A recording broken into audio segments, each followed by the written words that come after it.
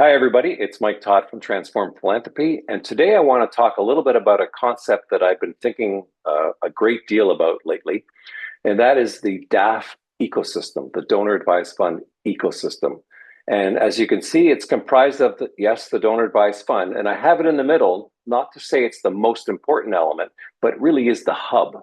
But it includes the donor, obviously, also, though, the wealth advisor and the charity or nonprofit. And I realize I'm speaking to both Canadians and Americans. In Canada, I think we say charity more. In the US, I think you say nonprofit more. You may hear both come out of my mouth, and you'll know what I'm talking about.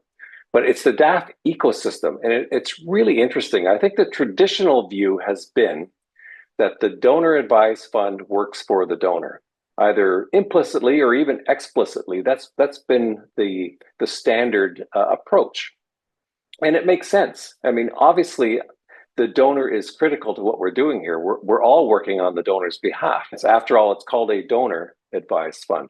But I do think there have been some unexpected consequences of that. When we leave the charity out of the ecosystem conversation, I think we actually end up paying little attention to what the donor is trying to achieve. And what is that? When I give funds to a charity, what is it I'm trying to achieve? Well, I'm supporting a cause, and in order to do that, I'm going to support an organization. So in effect, we are all working towards the charity and receiving the funds.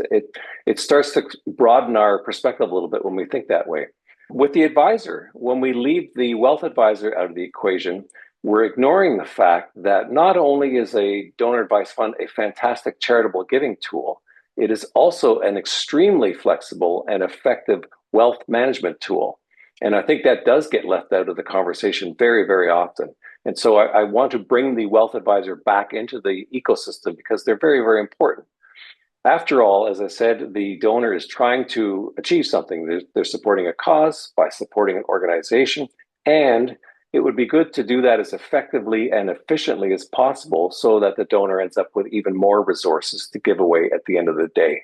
So we're going to talk about these different components a lot in these short videos. And after all, this is what I do with Transform Philanthropy. And I do think that in a lot of cases, there's a bit of a misunderstanding of what the donor advised fund is, not through any fault of the charity, not through any fault of the advisors, but just because they were never really told this is how it works, or they weren't brought into the conversation, I think, at an appropriate time. So we're going to try to do that now and make up for some lost time. So when we think of donor advised fund, yes, absolutely think of the donor, but let's also remember what it is we're trying to achieve, which is through a charity or a nonprofit, and who is going to help us achieve the most impact that we can possibly get. That's likely going to be a wealth advisor. So going forward, DAF ecosystem, we're going to talk a lot about it, and thanks for listening.